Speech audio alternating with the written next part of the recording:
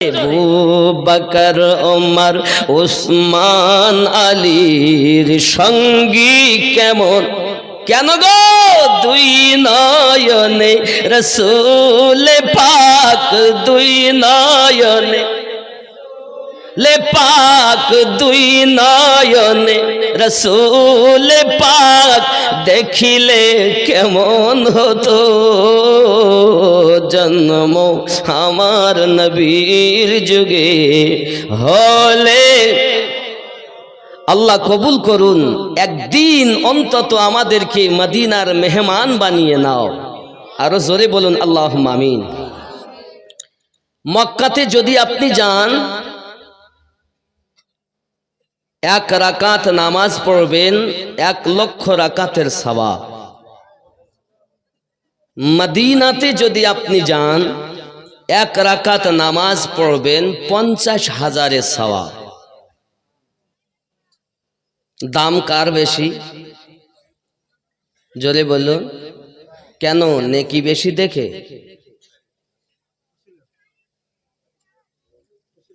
দাম কার বেশি, মক্কার না মদিনার? জোরে বলুন। মদিনার। কিন্তু সওয়াব যেখানে কম ওখানে যে বেশি। আশিক তোমরা এ দেখো না যে মদিনাতে সওয়াব কম তাই মদিনার দাম কম না, মক্কা শরীফ হয়েছে আমার হাবিবের কদমের বিনিময়। কাবা কিবলা হয়েছে রাসূলের ওসিলায়। মদিনাতে সওয়াব কম বলে মদিনা ছাড়লো যারা, বরবাদ হলো তারা। কারণ রব্বে করিম পবিত্র কোরআন সূরা নিসা আয়াত 64-তে ঘোষণা দেন, বিসমিল্লাহির রহমানির রহিম, ওয়ালাউ আন্নাহুম ইযলামু আনফুসাহুম জাউকা ফাস্তাগফিরুল্লাহ আস্তাগফার লাহুমুর রাসূল লাওয়াজাদুল্লাহা তাওয়াবার রহিমা।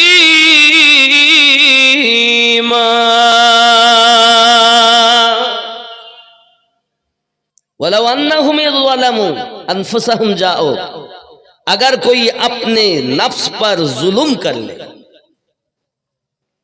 नफ्स আল্লাহ পাকের শ্রেষ্ঠ জীব আমরা, আল্লাহর যত মখলুকাত আছে তাদের মধ্যে শ্রেষ্ঠ আমরা। তো আমাদেরকে আল্লাহ 10টি জিনিস দিয়ে সৃষ্টি করেছেন। কয়টি? দুনিয়ার 5টি, আর আলামে আরো আর 5টি, আলামে খলকের 5টি, আলামে আরো আর 5টি। আলামে খলকের যে 5টি সেটি হলো আগুন, পানি, মাটি, বাতাস, নফসে আম্মারা। খুব খেয়াল করবেন, এ বক্তব্য সব জায়গায় শুনতে পাবেন না। মাটি, পানি, আগুন, বাতাস, নফসে আম্মারা, 5টি হয়েছে। তো এটি হলো আলামে খলক। আর 5টি হলো আলামে আরওয়া।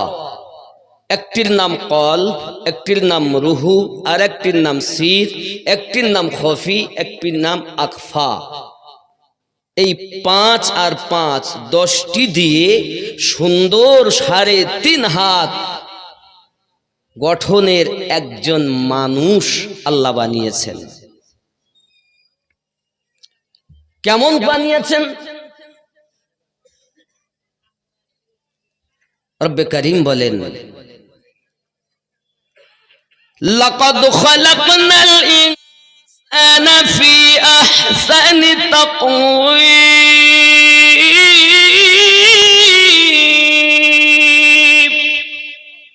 সুন্দর আকৃতি দিয়ে আমি আল্লাহ মানব সম্প্রদায়কে সৃষ্টি করেছি। এখন এই সুন্দর আকৃতি আল্লাহ দিয়েছেন, আরো সুন্দর হওয়ার জন্য ক্রিম ব্যবহার করি, সাবুন ব্যবহার করি, চেহারাতে আমরা কত কি ব্যবহার করি, করি কি করি না, করি কি করি না। কারণ কেউ মনে করছে আমাকে দেখবে, স্বামী মনে করছে বিবি দেখবে, বিবি মনে করছে স্বামী দেখবে, মানুষেরা আমাকে দেখবে, তাহলে মুখে আমাকে কত রকমের ক্রিম ব্যবহার করতে হয়। আয় বাবা, মানুষ দেখবে চেহারা, তাতে যদি এত পরিষ্কার করতে হয়, আল্লাহ তো চেহারা দেখেন না, আল্লাহ দিল দেখেন, তাহলে এই দিলটাকে কত পরিষ্কার করতে হবে। একবার দিল পরিষ্কার করেছেন? এ বক্তব্য এখন সমাজে নাই, এখন শুধু ফজিলাতের রদ, মানুষ কিভাবে মানুষ হবে এ বক্তব্য আজ নাই। চেহারা সুন্দর করতে গেলে এত মাজা ঘষা করি, তা আল্লাহ দিল দেখেন, এই দিলটাকে আমরা কয়বার মাজা ঘষা করেছি খেয়াল করবেন। আব্বাজি আমার, এই দিলটাকে আপনি ভালো করে সংশোধন করুন, কারণ আল্লাহ পাক বলেন মানুষকে আমি সুন্দর করে তৈরি করেছি, এর মধ্যে আমি একটা রাজধানী দিয়েছি। রাজধানীটার নাম, আমাদের পশ্চিম বাংলার রাজধানী কলকাতা, ভারতবর্ষের রাজধানী দিল্লি। আচ্ছা, রাজধানীতে যদি কোনো অসুবিধা হয় তাহলে পুরো দেশটা অসুবিধায় পড়বে কি পড়বে না? কথাই বলে, কথা বলুন। রাজধানীতে, পশ্চিম বাংলার রাজধানীতে যদি কিছু হয়, পুরো পশ্চিম বাংলা আসর হবে। যদি দিল্লিতে কিছু হয়, পুরো ভারতবর্ষে আসর হবে। ঠিক তদ্রূপ মানব দেহের ভিতরে এক টুকরো গোস্ত, যার নাম হলো কলব, এটি হলো এই দেহের রাজধানী। এখন আমরা দুনিয়ায় ভুল করেছি, ত্রুটি করেছি, পাপ করেছি, মসজিদে আজান হয়েছে, চট করে ছুটলাম, ছুটে গিয়ে পড়ছি, হাত মুখ ধুয়েছি, হাত মুখ ধোয়ার পরে আল্লাহর কাছে সামনে দাঁড়িয়ে গেছি, দাঁড়িয়ে কি বলছি, আয় আল্লাহ, আমি কানে হাত দিলাম, উঁচু করলাম, অনেকে কানও ধরে, এই যে ধরে আমরা দাঁড়িয়েছি, কি বলছি, আমি পাপী গুনাহগার, দুনিয়ার সব কিছু ফেলে তোমার সম্মুখে দাঁড়িয়েছি। আল্লাহ পাক বলেন, এখনই পাপ করলি আর এখনই আমার কাছে কি চাচ্ছিস বল। আমরা তখন বলি, আলহামদুলিল্লাহি রাব্বিল আলামিন, যাবতীয় প্রশংসা আপনার, আপনি দোজাহানের পালন কর্তা। আল্লাহ বলেন, তুই যে আমার নাফরমানি করলি, এখনই ওজনে কম দিলি, এখনই মিথ্যা কথা বললি, এখনই ফাঁকি দিলি, এখনই পরের মেয়ের হাত ধরে নিয়ে গেলি, এখনই তুই পরের জমি আল ঠেলে চাষ করলি, এখনই তুই চোখ দিয়ে চোখ মেরে এলি, এখনই টেলিফোনে উল্টা পাল্টা বলে আসলি, আমার সম্মুখে দাঁড়িয়েছিস, আমাকে দোজাহানের পালন করতে মনে করিস। জি হ্যাঁ আল্লাহ, আমি পাপী হতে পারি, কিন্তু আপনি যে রহমান, আর রহমানির রহিম, আপনি বড় রহমান, আপনি বড় রহিম, আমি পাপী, আপনি আমার রব। আয় আল্লাহ, আমি পাপ করতে ভালোবাসি, আমাকে মাফ করে দাও। আমরা আবার বলি, মালিক ইয়াউমিদ্দিন, বিচার দিবসের আপনি মালিক।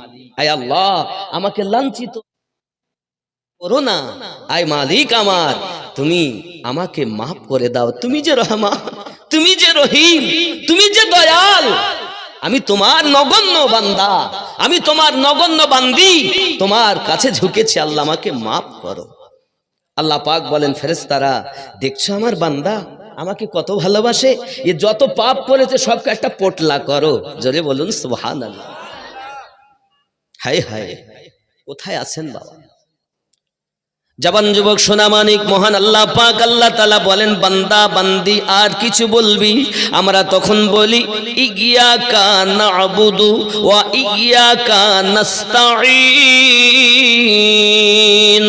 আমি তোমারই ইবাদত করি, তোমার কাছে সাহায্য প্রার্থনা করি। আমার আল্লাহ বলেন, বান্দা কি সাহায্য আমার কাছে চাও? আমরা সঙ্গে সঙ্গে বলি ইহদিনাস সিরাতাল মুস্তাকিম। আয় আল্লাহ, আমাদিগকে সোজা সরল সঠিক পথে প্রচালিত করো। কি বলি? সোজা সরল সঠিক পথে প্রচালিত করো। আল্লাহ পাক বলেন, কাদের পথে চলতে চাও? আমরা সঙ্গে সঙ্গে বলি সিরাতাল্লাযীনা আন'আমতা আলাইহিম, যাদেরকে আপনি পুরস্কৃত করেছেন তাদের পথে চালিত করুন। জোরে বলুন।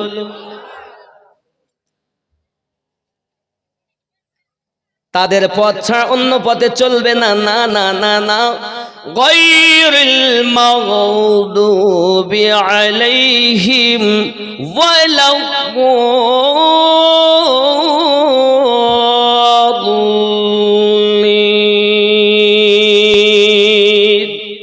তাদের পথে নয় যারা অভিশপ্ত হয়েছে, লানাত প্রাপ্ত হয়েছে। আল্লাহ তাদের পথে আমাদের চালিত করো না, তাদের পথে চালাও। সিরাতাল্লাযীনা আন'আমতা আলাইহিম, যাদেরকে আপনি পুরস্কৃত করেছেন। এটা পুরা সূরা ফাতিহাটা প্রার্থনার সূরা। কি প্রার্থনা? একটাই, সোজা সরল সঠিক পথ। জোরে বলুন। কাদের পথ? সিরাতাল্লাযীনা আন'আমতা আলাইহিম। এটাই তো আমরা নামাজে বলি, নাকি বলেন? আমি কি মন গড়া কথা বলছি?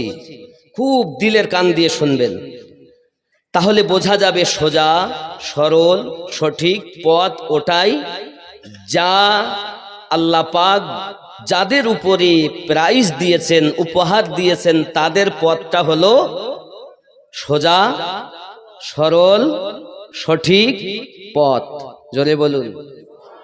তাহলে আমাদের বাকি রয়ে গেল যে প্রাইজ কাদের উপরে, উপহার কাদের উপরে। এটাই যখন আমরা জেনে নেব তখন আমরা সোজা পথ সঠিক পথ নির্ভেজাল পথ পেয়ে যাব।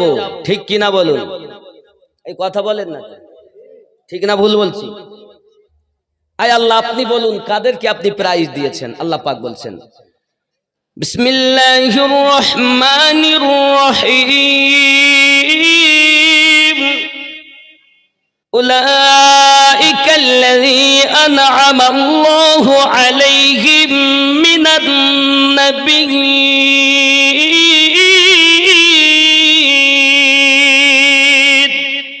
ওয়াস-সিদ্দীকিন ওয়াশ-শুহাদা'i ওয়াস-সালিহিন। কয় শ্রেণী? কয় শ্রেণী? ভালো করে বুঝেন।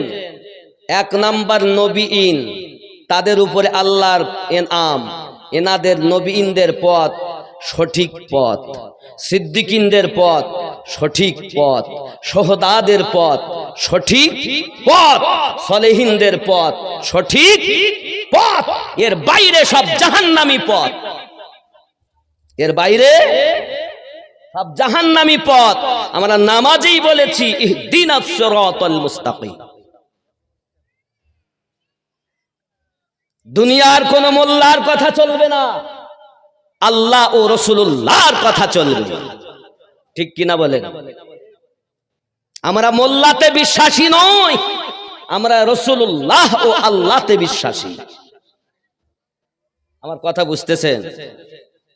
তাহলে চার শ্রেণীতে বিভক্ত তারা, নবীন, সিদ্দিকিন। এখন আপনি আমি যদি মনে করি নবী দেখব কিন্তু পাবো না, আল্লাহ পাক কোরআনে বলছেন সূরা নিসাতে, যদি কেউ জানের প্রতি জুলুম করো তাহলে তোমরা আমার নবীর দরবারে চলে যাও। আমার নবীর দরবার আমি আল্লাহর দরবার। সূরা নিসা আয়াত 64 খোলো।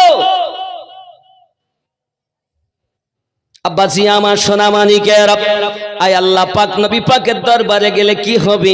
আমার আল্লাহ পাক আল্লাহ তাআলা বলছেন জাউকা ফাস্তাগফিরুল্লাহ, যাওয়ার পরে আমি আল্লাহর কাছে ক্ষমা ভিক্ষা চাইবে, ওয়াস্তাগফারা লাহুমুর রাসূল, আর আমার নবী তোমাদের পক্ষ থেকে আমি আল্লাহ পাকের কাছে সুপারিশ করবে।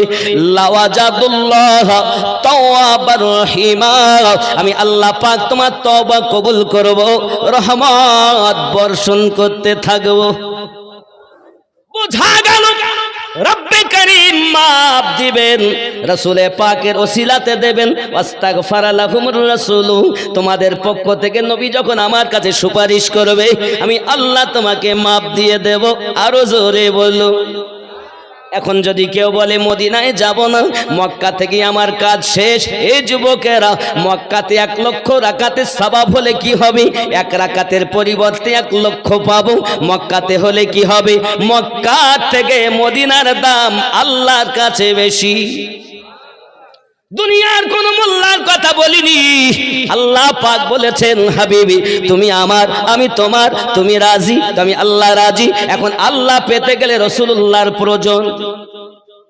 সূরা আল ইমরান আয়াত নাম্বার 31 আল্লাহ পাক আল্লাহ তাআলা বলেন হাবিব আপনি বলে দিন, কেউ যদি আমি আল্লাহকে পেতে চায়, প্রেম করতে চায়, কুল বলে দিন ইন কুনতুম তুহিব্বুনাল্লাহ, আমি আল্লাহকে যদি কেউ প্রেম করতে চায়, ভালোবাসতে চায়, ফাত্তাবিউনি, তারা যেন আপনার ইত্তেবা করে। আয় আল্লাহ যদি ইত্তেবা করি নবীর তাহলে কি হবে? আমার আল্লাহ পাক আল্লাহ তাআলা বলেন ফাত্তাবিউনি ইউহিব্বুকুমুল্লাহ, আমার নবীর ইত্তেবা করবে আমি আল্লাহ ভালোবাসবো। শুধু কি ভালোবাসবে বলেন না, তাহলে কি করবে? আমার আল্লাহ পাক বলেন ইউহিব্বুকুমুল্লাহ, আর কি করবেন? আমার আল্লাহ পাক বলেন আমি তার জীবনের গুনাহ ওয়া ইয়াগফিরু লাকুম যুনুবাকুম, আমি আল্লাহ পাক তার জীবনের গুনাহ মাফ দেব। আর কি করবেন? আমার আল্লাহ পাক বলেন শুধু মাফ দেব না, আল্লাহু গফুরুর রহিম, আমি আল্লাহ তার উপরে বর্ষণ দয়া করতে থাকব। আমার নবীর ইত্তেবা করলে 3টি প্রাইজ। একটি হলো আল্লাহর প্রেম পাওয়া যাবে, 2 নাম্বার জীবনের গুনাহ মাফ হবে, 3 নাম্বার আমার আল্লাহ পাক রহমত বর্ষণ করতে থাকবে। জোরে বলুন। আয় আমার সোনা মানিকেরা, পৃথিবীর সরজমিনে আল্লাহ পাক যখন অর্ডার দিলেন আমার হাবিব আপনি ইসলামকে প্রচার করুন, ইসলামকে প্রচার করুন, 40 বছর বয়সে আমার আপনার নবী সাল্লাল্লাহু আলাইহি ওয়াসাল্লাম আল্লাহ পাকের অর্ডার পাওয়ার পরে প্রথম আপনার কিনা বললেন আপনারা পড়ুন, সাক্ষী দেন লা ইলাহা ইল্লাল্লাহ, নেই কোনো রব, নেই কোনো ইবাদতের উপযুক্ত আল্লাহ ছাড়া, মুহাম্মাদুর রাসূলুল্লাহ সাল্লাল্লাহু আলাইহি ওয়াসাল্লাম, আর মুহাম্মদ সাল্লাল্লাহু আলাইহি ওয়াসাল্লাম হলেন তার প্রিয় রাসূল ও বান্দা। জোরে বলুন। যখন তুমি এবার 360টি মূর্তি বার করে দিয়ে আমি নবীর কথা মেনে নিয়ে এক আল্লাহ পেয়েছো, এখন তুমি ইমানদার হয়ে গেছো। এখন তোমার জন্য প্রথম কাজ হলো ওয়া ইকামিস সালাত, নামাজ কায়েম করো, ওয়া ইতাইজ যাকাত, যাকাত প্রদান করো, ওয়াল হজ, এবং হজ করো, ওয়া সাওমি রমাদান, এবং রমজানের রোজা রাখো। জোরে বলো। যুবকরা আমার, রাসূল পাক সাল্লাল্লাহু আলাইহি ওয়াসাল্লাম যখন এক আল্লাহ পাকের ওয়াহদানিয়াত প্রচার করতে আরম্ভ করেছেন, মক্কার বড় বড় দুশমনেরা আবু জাহেল, উতবা, সাইবা, উতাইবা, আবু সুফিয়ান আমার নবী পাকের প্রতি অত্যাচার আরম্ভ করে দিয়েছেন। দয়াল নবী মক্কার কাবা ঘরের নিকট আল্লাহ পাকের কোরআন মাজিদ তেলাওয়াত করে করে শোনাচ্ছেন। আর রাসূল পাকের বাণী শুনে, আল্লাহর কালাম শুনে মানুষেরা বেধর্ম থেকে ইসলাম ধর্ম গ্রহণ করে। যুবক আমার, আল্লাহ পাকের কোরআন আজ আমাদের ঘরে তেলাওয়াত হয় না। সিনেমা তো দেখি, সিরিয়াল তো দেখি, আল্লাহর কোরআন আমাদের ঘরে তেলাওয়াত হয় না বাবা। ও আমার সোনামানিকেরা, মক্কার মানুষ আমার নবী পাক সাল্লাল্লাহু আলাইহি ওয়াসাল্লামের কথা সহ্য করতে পারেন না বাবা। প্রিয় নবী সাল্লাল্লাহু আলাইহি ওয়াসাল্লাম মক্কার খানায় কাবার বারান্দাতে যখন নসিহত করে মানুষকে উপদেশ দিচ্ছেন, এক আল্লাহকে মেনে নাও, এক আল্লাহকে তোমরা জেনে নাও। ওই আল্লাহ পাক আমাদের সৃষ্টি করেছেন, আল্লাহ ছাড়া আর কেউ নাই। এমন সময়তে মক্কার মানুষ বড় রেগে গেল বাবা। তার ভিতরে বড় জালিম, নাম তার আবু জাহেল আমার নবী পাক সাল্লাল্লাহু আলাইহি সাল্লামের জামার কলোয়ারখানা ধরে খানায় কাবার দেওয়ালের সঙ্গে মাথাটা ঠুকে দিয়েছে। এ দয়াল বাবা, আমার নবী পাকের পেশানি ফেটে যায়, পেশানি মোবারক থেকে রক্তর ফোঁটা আপনার জমিনে পড়তে লেগেছে। প্রিয় রাসূল কোনো কথাই না বলে সঙ্গে সঙ্গে ঘরে চলে গেলেন বাবা। মক্কার খানায় কাবার পরে মাকামে ইব্রাহিম আপনি দেখতে পাবেন, এখন যাবেন তো দেখবেন। খানায় কাবার পরে মাকামে ইব্রাহিম, মাকামে ইব্রাহিমের পরে জমজমের কূপ, জমজমের কূপের নল, ওই কূপের আপনার নলের পরে দেখতে পাবেন সাফা এবং মারওয়া পাহাড়, ওই পাহাড়ের পরে দেখবেন আবু জাহেলের বাড়ি হাম্মাম খানা, ওই হাম্মাম খানার অপোজিটে একটি হলুদ রঙের ঘর। এটাই হলো আমার নবী পাকের জন্মভূমি, এটাই আমার নবীর জন্মভূমি। ওই জন্মভূমির পিছনে যে পাহাড়টি, এই পাহাড়টির নাম হলো সাবা পাহাড়। এই পাহাড়ে উঠে আমার নবী সর্বপ্রথম এক আল্লাহর ওয়াহদানিয়াত প্রচার করেছিলেন। এই পাহাড়ে উঠে সর্বপ্রথম।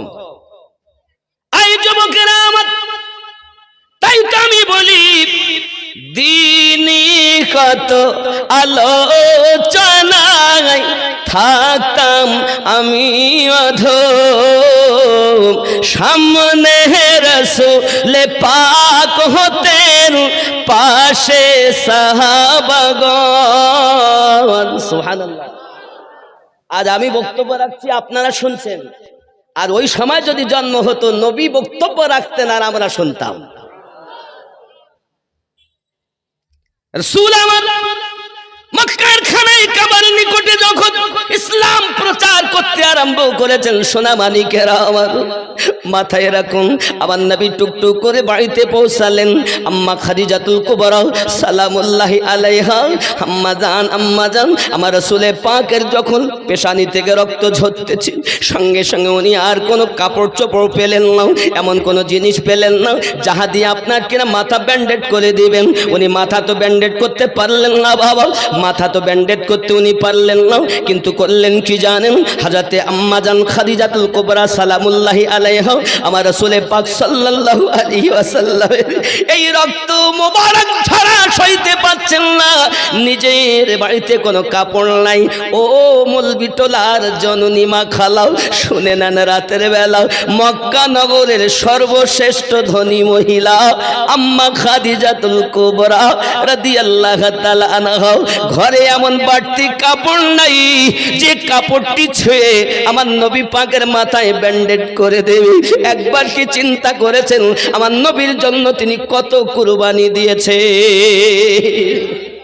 তাই তো গজলে বলে, দেখিয়া আপনার মোজেজা এ ভাগ্যবতী বিবি খাদিজা, দেখিয়া আপনার মোজেজা ভাগ্যবতী বিবি খাদিজা, সঁপে দিল জীবন আর যৌবন। দয়াল নবী মায়ার নবী গো, আপনি আমার জীবনের জীবন। আম্মা জান বেকার হয়ে গেছে, করি আমি কি করি?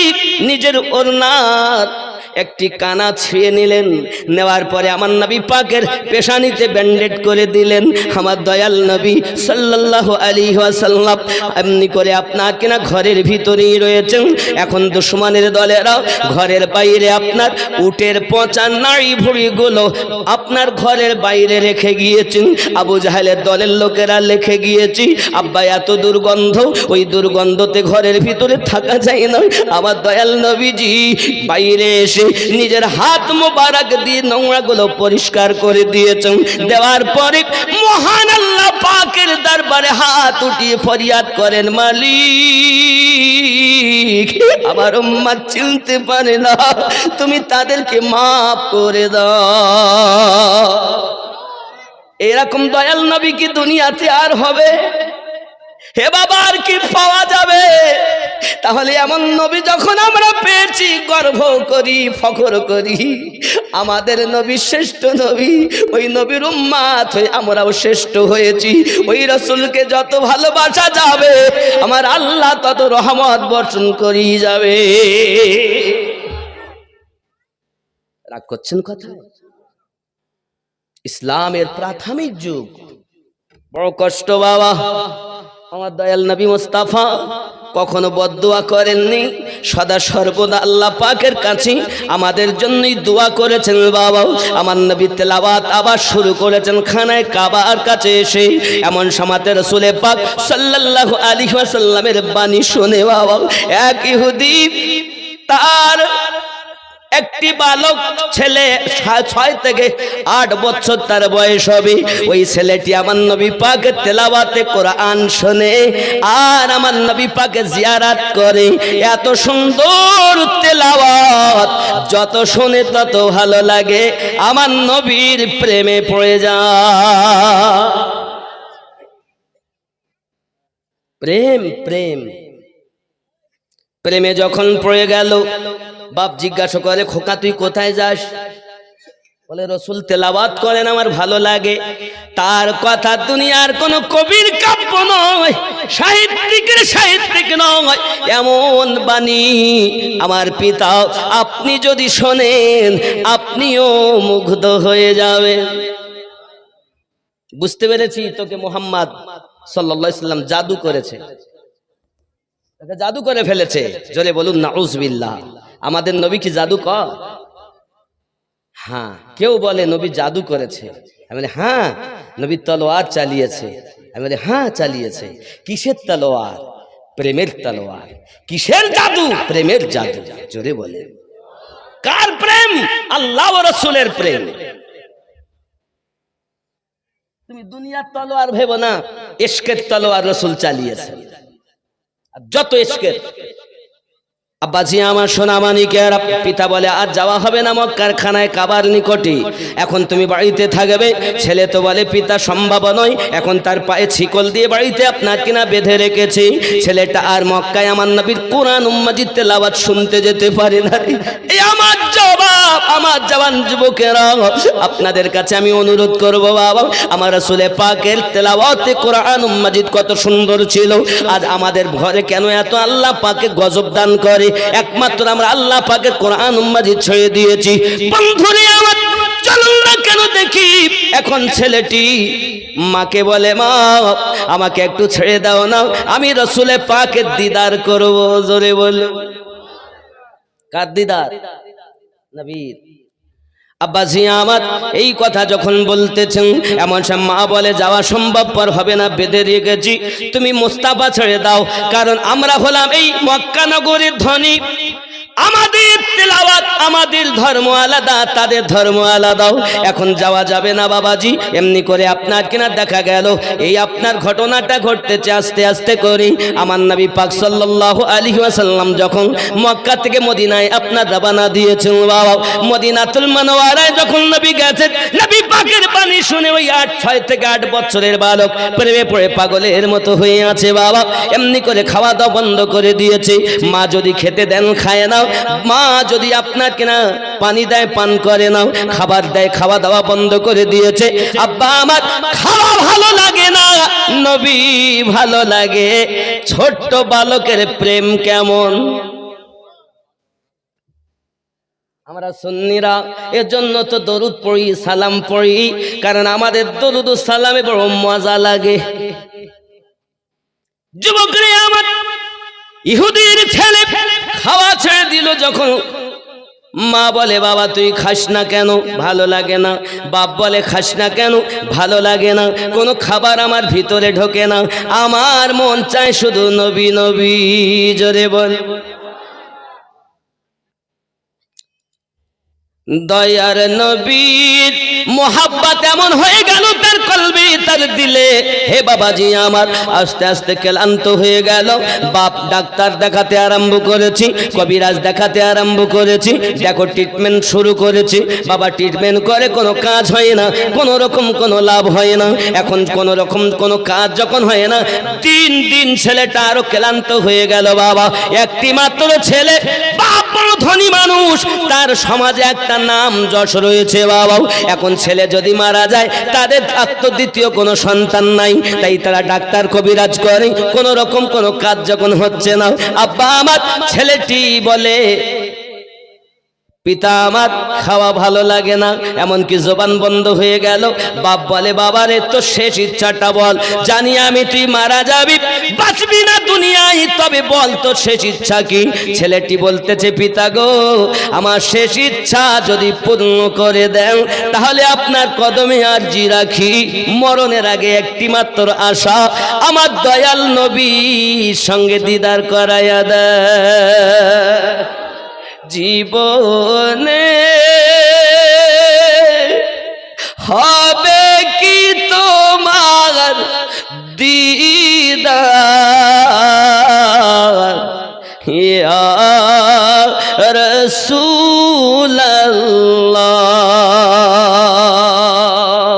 এ আশায় রয়েছি আমি গুনাহগার, ইয়া রাসূলুল্লাহ,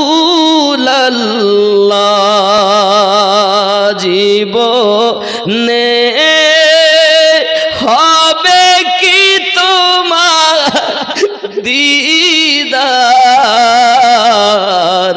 ইয়া রাসূলুল্লাহ। জোরে বলুন। জাহানে যেদিকে তাকাই দরুদি, আর তো কেহ নাই, জানি যে তুমি রহমতের ভান্ডার, ইয়া রাসূলুল্লাহ। জোরে বলো। হে মরণের কালে যেন পাই শুধু তোমার কদম তলে ঠাই, এ আশায় রয়েছি আমি গুনাহগার, ইয়া রাসূলুল্লাহ, জীবনে পাবো কি তোমার দিদার, ইয়া রাসূলুল্লাহ। আল্লাহুম্মা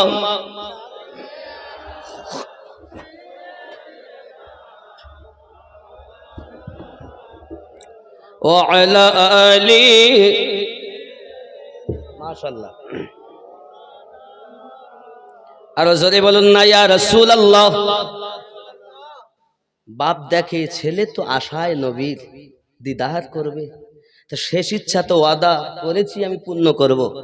এখন একজনকে পাঠিয়েছে, যাইয়া খবর দাও মোস্তাফাকে যে ছোট আশিক আছে যে মরণ উপন্ন ভাব একবার দেখতে চায়। আমার রসুল বলেন সাহাবী রসুল কেরামকে চলো যাই, ছোট্ট আশিকের দেখা করতে আমার দয়াল নবী যাচ্ছেন। সুবহানাল্লাহ। আপনি যদি আশিক হতে পারেন তা আমার রসুল আপনার ভাঙা ঘরে এসে দিদার দান করবে। আপনি তো আশিকই হতে পারেন, আপনি তো প্রেমী হতে পারেন না। আপনি মুখে নবী নবী করছেন, আসলে আপনার ভিতরে রসুলের কোনো আদর্শ নাই। মিথ্যা আপনার মধ্যে, সুদ আপনার মধ্যে, এমন পাপ নাই যাহা আমাদের মধ্যে নাই। তাহলে আমরা কেমন করে দাবি করি যে আমরা নবীর উম্মাত, আমরা আল্লাহর বান্দা বান্দি? বান্দার কাজ তো দাস এবং দাসত্ব করা, নাকি? বান্দা অর্থ দাস, সে করবে দাসত্ব। আমরা কি দাসত্ব করি? লোক দেখাই, হ্যাঁ বিশাল করি। আব্বাজি আমার দয়ার রসুল টুকটুক টুকটুক করে সাহাবায়ে রসুলদেরকে নিয়ে রওনা দিয়েছেন।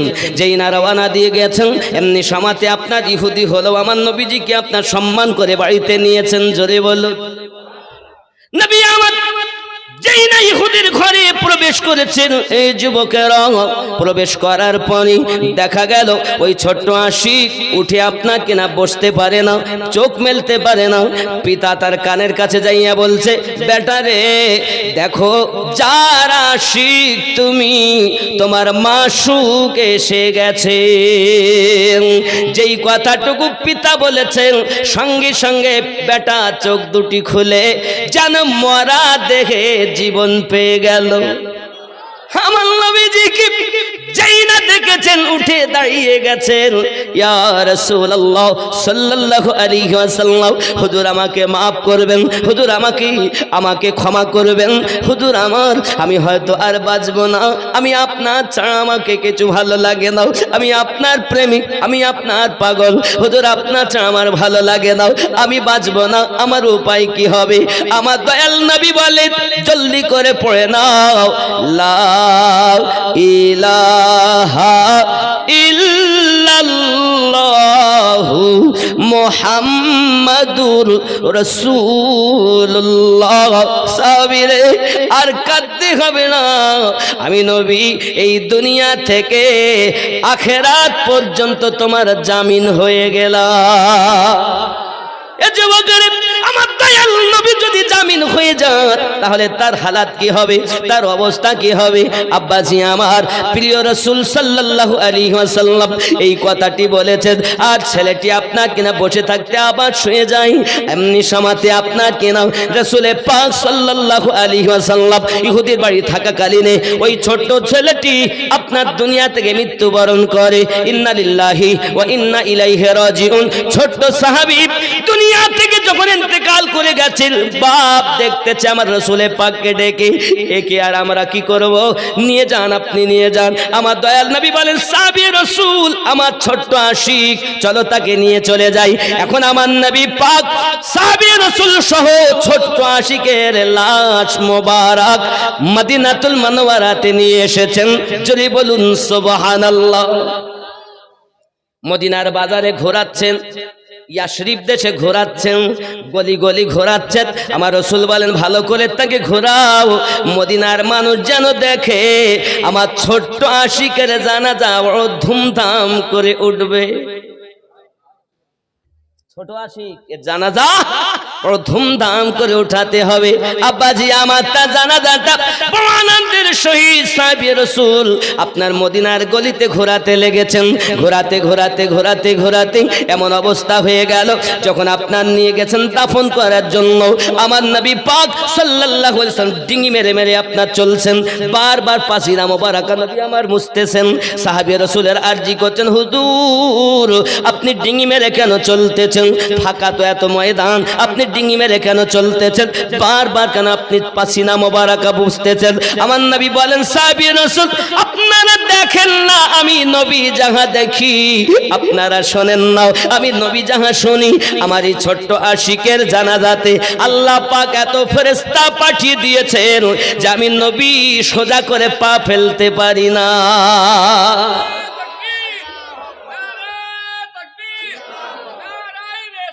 ইয়া রাসূলুল্লাহ, যদি বলুন না ইয়া রাসূলুল্লাহ। অসুবিধা হচ্ছে বাবা? প্রাইজ কাদের উপরে? এক নম্বরে নবীন, আর যত নবী আল্লাহ বানিয়েছেন তাদের মধ্যে শ্রেষ্ঠ নবী আমাদের কাদের নবী? আব্বাজি আমার, এই নবীর মোহাব্বত, ইশক, ভালোবাসা যার মধ্যে আছে ইহ জগতে লাভ, পর জগতেও লাভ। জোরে বলুন। এখন ওই নবীর কথা শুনতে গেলে আল্লাহর ঘর মসজিদে যাবেন ইবাদত বান্দেগি করার জন্য। ওই মসজিদে যদি আপনি সুন্দর করে ইবাদত বান্দেগি করেন লাভ আছে।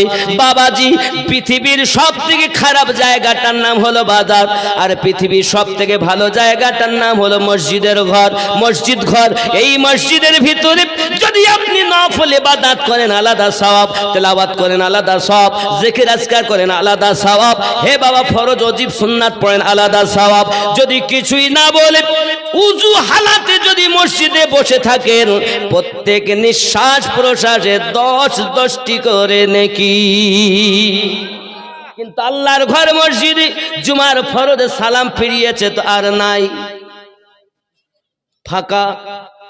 এখানে মনে এরকম হয় না? কি গো, হয় নাই? জুমার নামাজে সালাম ফিরানো হয়ে গেল আর মসজিদে ফাঁকা হয়ে গেল। অন্য জায়গায় অনেককে দেখা যায় দুয়া একটু করে নিয়েছে, নেওয়ার পর আর নাই, মসজিদের হাফ। আব্বাজি আমার, পৃথিবীর সারা জমিনে এখানে হয় না? হয় না?